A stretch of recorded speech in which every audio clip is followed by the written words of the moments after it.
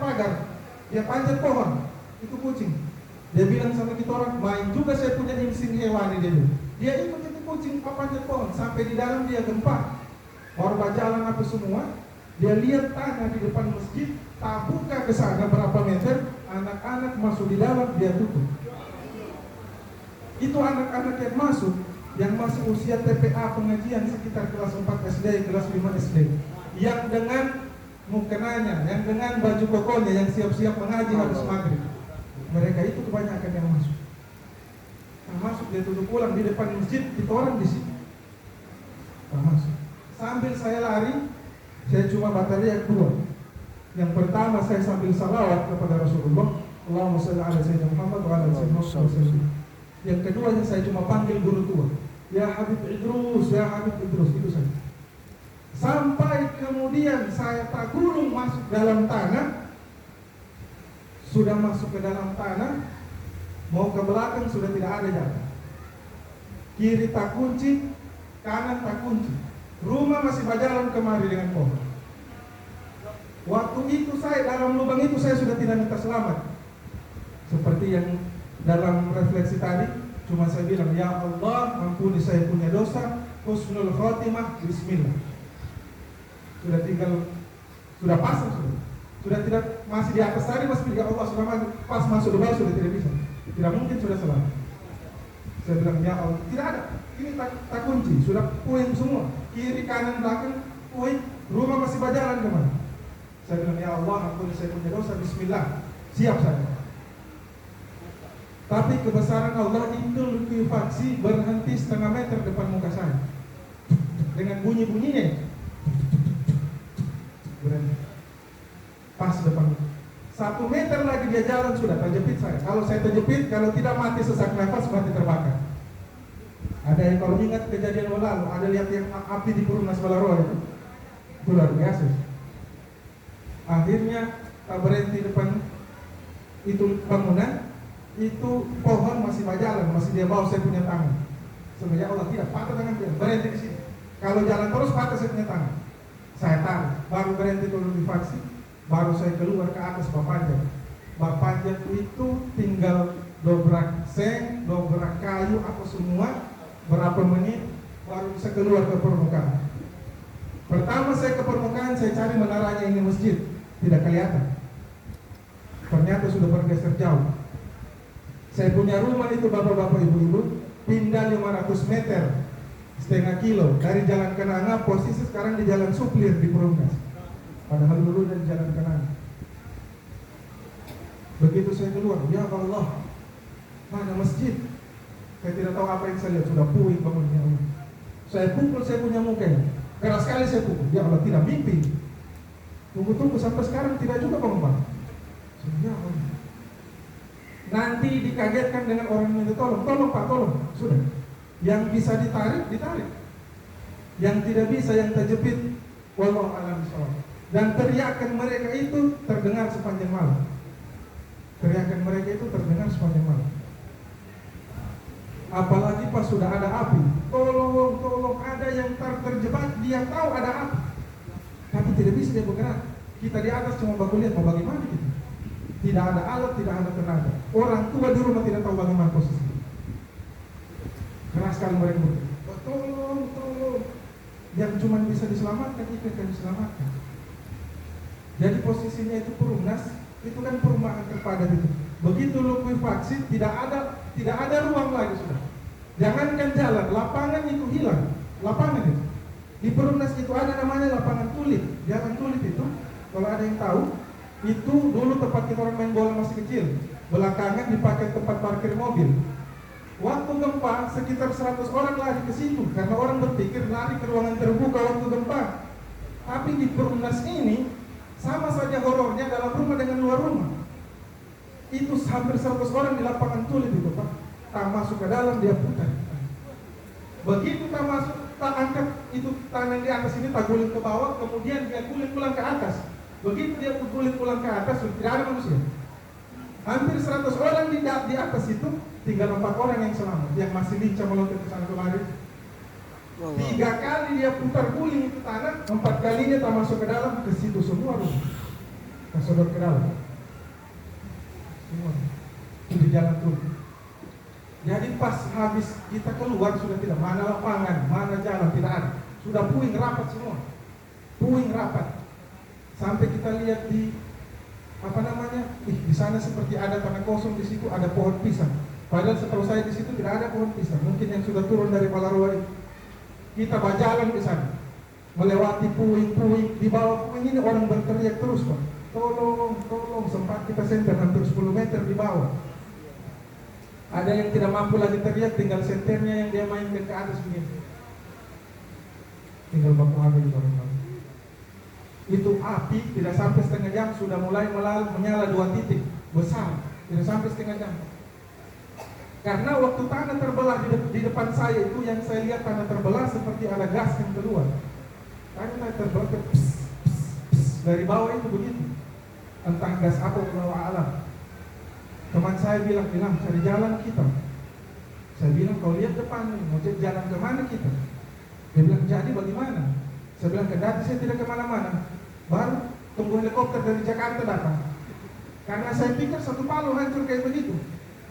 Nanti ada orang luar masuk, dia bilang di sana jalan. Di sana jalan. Jalan apa? Jalan keluar. Keluar kemana? Keluar di luar. Maksudnya? Dia bilang di luar tidak apa-apa. Tidak terima logika saya itu dibilang di luar tidak apa-apa. Karena di depan mata kami ini hancur. Betul-betul peluru rata. Saya cari jalan. Saya bilang di mana jalan? Masih ada jalan Kamboja itu sepotong. Masih ada sampai sekarang. Orang cuma kita yang hancur. Sudah begitu tahu ada jalan, baku rampas orang keluar. Itu berapa hektar itu yang luas, yang harusnya dalam berapa hektar itu bisa ratusan atau 1000. Yang selamat itu yang keluar dari puing-puing tidak sampai 50 orang di orang Bukutari. Jadi saya bilang kasih duluan perempuan dengan anak-anak. Keluar perempuan dengan anak-anak, bapak-bapak, begitu tinggal saya sebaya ini, saya punya teman-teman SD sekitar 4 orang gitu. Sudah mau keluar, baterai di sana di dekat api. Tolong ini papa patah kakinya. Saya punya kakaknya teman saya. Ya Allah, perempuan Pak, sementara hamil cuma 2 orang yang angkat, 2 orang itu pun sudah habis tenaganya. Mau tidak mau kita ke sana kita ke sana. Cuma itu yang bisa kita selamatkan. Karena yang lain ini di bawah, kita ke sana. Kembali lagi lewat puing-puing. Ini saya punya kaki, injak puing-puing, masuk ke dalam lagi, tinggal ditangkap teman. Hati-hati. Masuk sampai di Palapanis ini, tinggal ditangkap. Hati-hati lagi di sana. Dilihat ya Allah, patah kaki, patah pinggang, Allah. Diangkat baterai, jangan begitu sakit. Saya bilang minta tolong, tahan. Kalau kami tidak tahan, tabakkan semua gitu. Kita angkat ini Pak, sudah di sini api.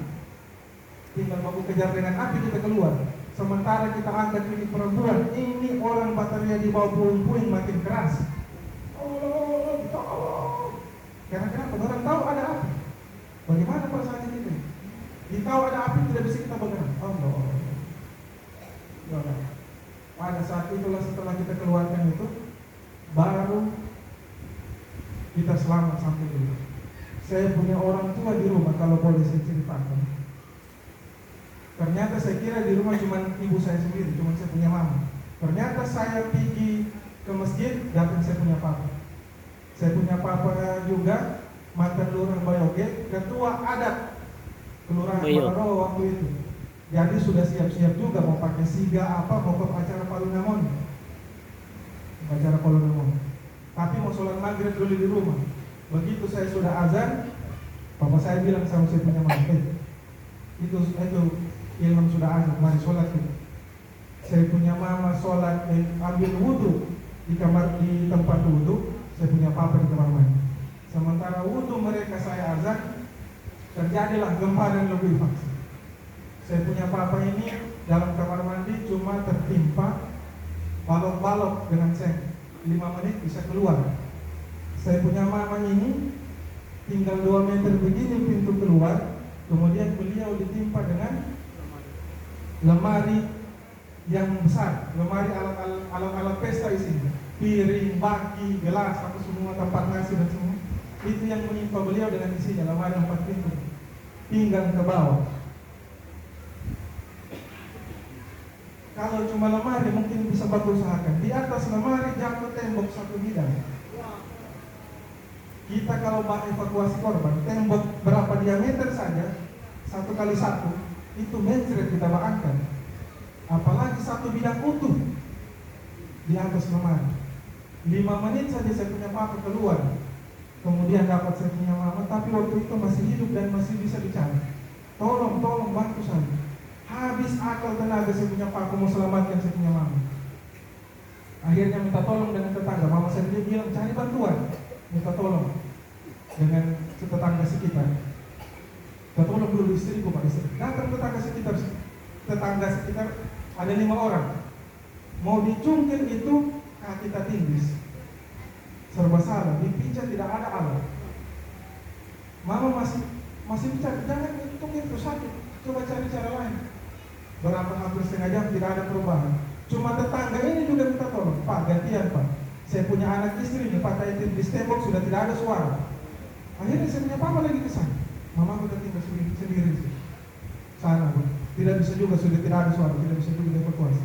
Dari tetangga sekitar yang bisa diselamatkan hanya anak terakhirnya Ustadz Ansar di Perumnas. Kalau ada yang kenal Ustadz Ansar di Perumnas, itu anak terakhirnya saya punya papa yang keluar dengan tetangga sekitar. Cuma itu yang bisa diangkat. Orang-orang sudah lari karena api. Saya punya mama dan papa katanya.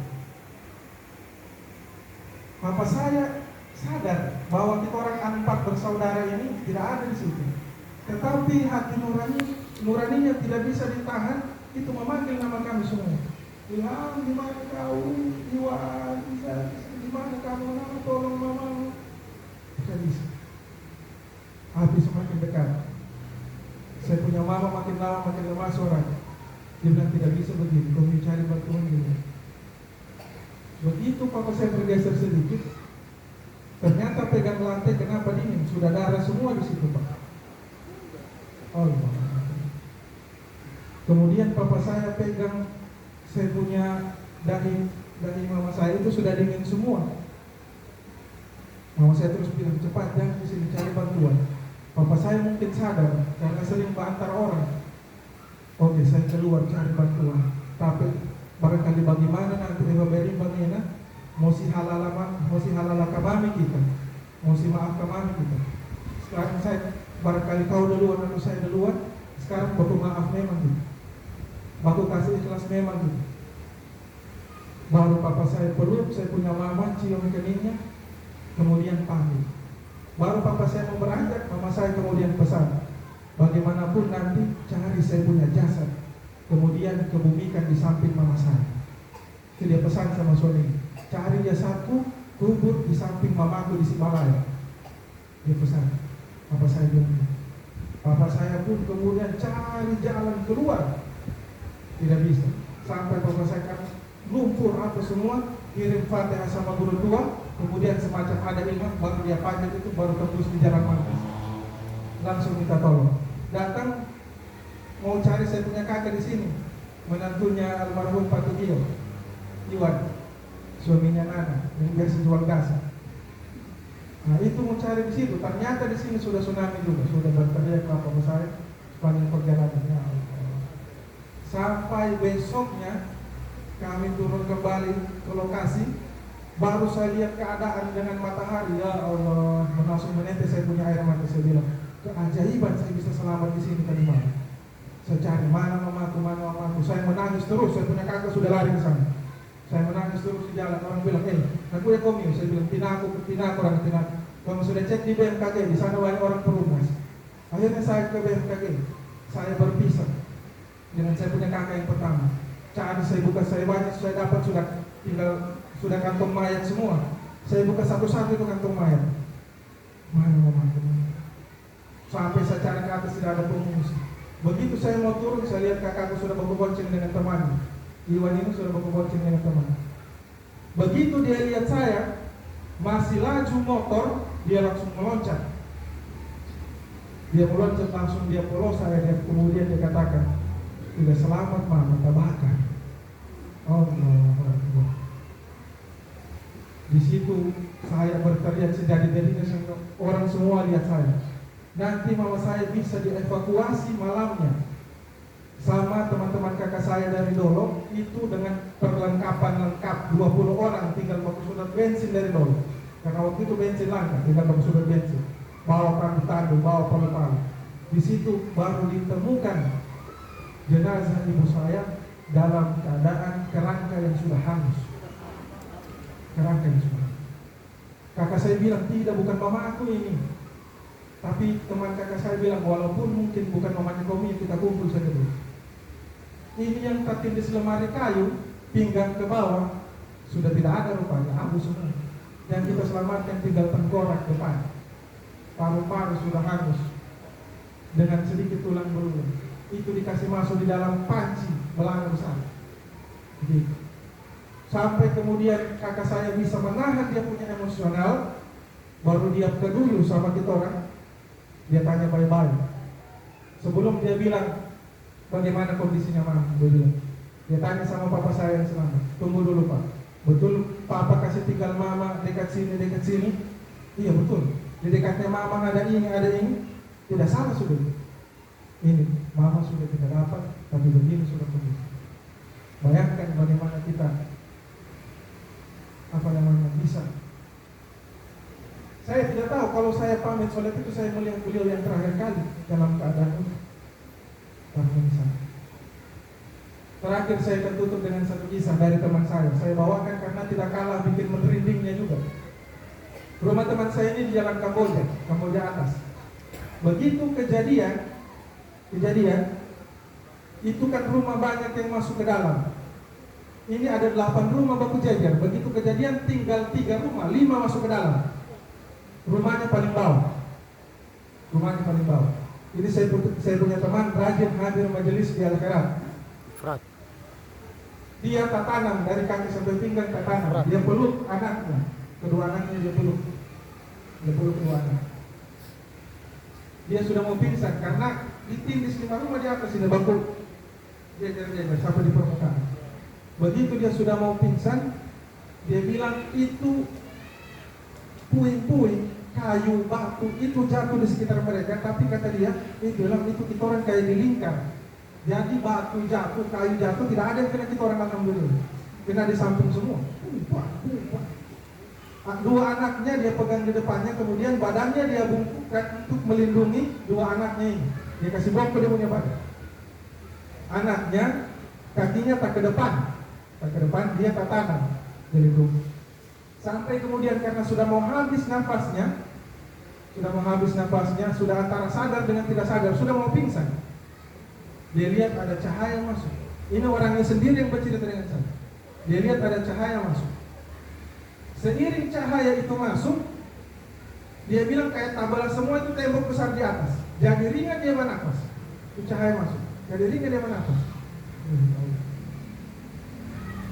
Antara sadar dengan tidak sadar, dia rasa tubuhnya terangkat. Dia bilang 10 meter lebih dia di bawah. Bayangkan disusun 5 rumahnya. 10 meter lebih dia di bawah. Tapi dia rasa dia tak angkat sampai ke permukaan. Kemudian orang lewat dikasih minum api semua, kesadarannya berangsur pulih. Baru anaknya bilang, Pak, siapa tadi kasih selamat kita? Apa dia bilang, siapa? Kenapa? Kamu tidak tahu? Ada tadi kasih selamat kita, Pak. Siapa? Ada orang pakai baju putih pegang tongkat emas. Dia bilang, turun, angkat ke permukaan. Saya tanya, apa balanya kau minum? Kurang lebih sama. Dia bilang, saya sementara lari itu banyak sholawat saya. Ketika saya tak kunci, saya kemudian bertawassul, mengirimkan Al-Fatihah kepada para wali-wali Allah, kepada guru tua dan ulama-ulama yang lain. Dia punya hubungan khusus. Makanya kalau kita ini orang Palu, orang kaya, habis sholat kirim Fatihah dengan guru tua, nanti kita kepepet, baru insya Allah kita rasa manfaatnya. Kita orang mengalami sendiri. Makanya jangan tawasul bid'ah, tawasul tidak. Kau ini belum paham. Kalau bilang tawasul bid'ah, tawasul syirik, kita tetap meminta kepada Allah, tetapi lewat perantara orang yang dirahmati Allah Subhanahu wa taala. Karena kenapa? Wala taqulu liman yuqtalu fi sabilillahi amwata bal ahya. Jangan kita bilang mereka itu mati, tidak. Mereka itu hidup, inda rabbihim yurzaqun. Mereka dapat rezeki di sisi Allah Subhanahu wa taala. Kekasih Allah Subhanahu wa taala. Justru ketika mereka telah lepas dari badannya, telah meninggal dunia, mereka lebih lepas lagi untuk melanglang buana. Kata guru tua, saya sekarang masih hidup, tetapi nanti saya sudah meninggal, saya lebih bebas untuk mengontrol akhirat. Kata guru tua. Jangan bilang kita punya hubungan khusus dengan para wali Allah, tidak punya manfaat, jangan. Kita orang yang di Perumnas mengalami sendiri. Sekarang beberapa pelajaran yang bisa saya petik. Yang pertama, saya pesan kepada diri saya pribadi dan hadirin sekalian. Yang pertama, jangan tunda-tunda pertaubatan kepada Allah Subhanahu wa Ta'ala. Kalau banyak dosa, segera bertaubat kepada Allah, kembali kepada Allah. Sampai kapan kita lalai? Ini orang ribuan meninggal di Perumnas, Petobo dan tsunami ini. Sorenya sebagian mereka masih ketawa-ketawa.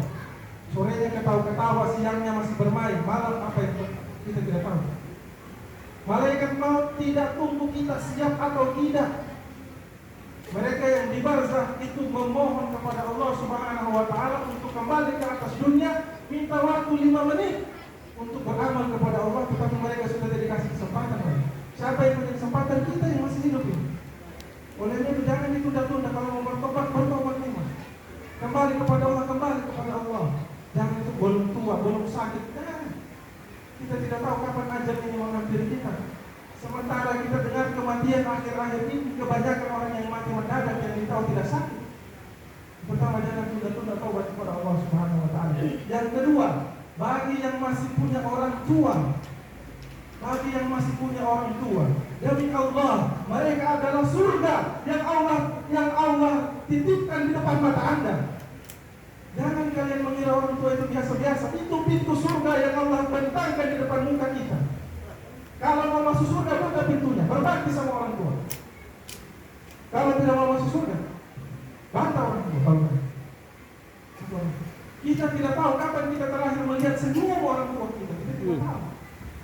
Siapa yang bisa prediksi kalau terakhir 28 September saya terakhir melihat mama saya di situ dalam keadaan utuh? Jangan nanti orang tua baru kita menyesal update status dan lain sebagainya. Tidak. Sekarang saya terakhir di akhir-akhir sisa umur ibu saya memberanikan diri untuk mencium kakinya. Kalau kita lain, orang anak muda lain mungkin melakukan itu gengsi. Tapi saya coba lawan gengsi itu. Ketika saya pertama pulang dari Jawa, saya sholat jamaah dengan bapak ibu saya. Habis sholat bukan cuma tangannya saya cium, bolak-balik kakinya saya cium. Pertama saya lakukan itu, orang tua saya tidak berbicara apa-apa, mereka diam. Tapi terasa dalam hatinya mengalir doa-doa yang indah. Ya Allah, anakku ya Allah. Tapi mereka tidak ungkapkan. Bikin saja itu. Kita melakukan itu, setan gengsi apa semua. Jangan lawan itu. Kenapa? Pemilu masih ada kesempatan yang masih ada orang tua. Jangan dibantah. Sabar melayani orang tua ini, berkhidmat sama orang tua ini, sabar. Bahkan apabila kita bisa mendapat pahala tiap hari hanya dengan memandang orang tua, kita sudah dapat pahala. Dengan catatan, dengan pandangan, adab dan kecintaan. Ya Allah, ini seorang yang membesarkan saya, ya Allah. Ini orang yang bertaruh kematian melahirkan saya, ya Allah. Demi Allah, kita punya kebaikan sekarang merawat kita punya orang tua tidak sebanding dengan setetes darah yang dia korbankan pada waktu melahirkan kita, tidak sebanding. Walaupun kita gendong kita punya orang tua pergi haji dengan jalan kaki, tidak sebanding dengan setetes darah yang beliau keluarkan melahirkan kita. Berapa banyak orang yang masih ingin bertemu orang tuanya, mereka cuma dapat batu nisan. Mereka ini masih bermanja-manja dengan orang tuanya, tetapi kesempatan itu telah diambil oleh Allah Subhanahu wa Ta'ala. Yang masih punya orang tua pulang dari sini, cium tangannya, cium kakinya, jangan gengsi, cium kakinya. Kesempatan itu masih diberi oleh Allah Subhanahu wa Ta'ala. Surga yang Allah bentangkan di hadapan kalian. Kalau mau masuk surga, taat orang tua. Kalau tidak mau surga, bantah orang tua. Itu pelajaran kedua. Dan pelajaran yang terakhir, kita buat hubungan batin. Kita buat hubungan batin dengan wali-walinya Allah Subhanahu wa Ta'ala. Satu saja. Tidak perlu banyak-banyak. Mungkin kalau kita di Palu ini ada guru tua, buat hubungan batin dengan mereka. Habis sholat, kalau kita punya orang tua sudah meninggal, kirimkan Al-Fatihah kedua orang tua kita. Kemudian kita kirimkan Al-Fatihah kepada Habib bin Durus bin Sa'id al-Hudri. Insya Allah itu bermanfaat bagi kita dunia wal akhir. Dunia wal akhir akan bermanfaat bagi kita. Demi Allah, kami sendiri yang merasakan langsung bagaimana indahnya punya hubungan batin dengan kekasih-kekasih Allah Subhanahu wa Ta'ala. Mungkin dalam kesempatan kali ini hanya itu yang dapat kami sampaikan. Lebih dan kurangnya kami mohon maaf. Assalamualaikum warahmatullahi wabarakatuh. Sundul. Ustaz, yang Sundul Ustaz. Sundul.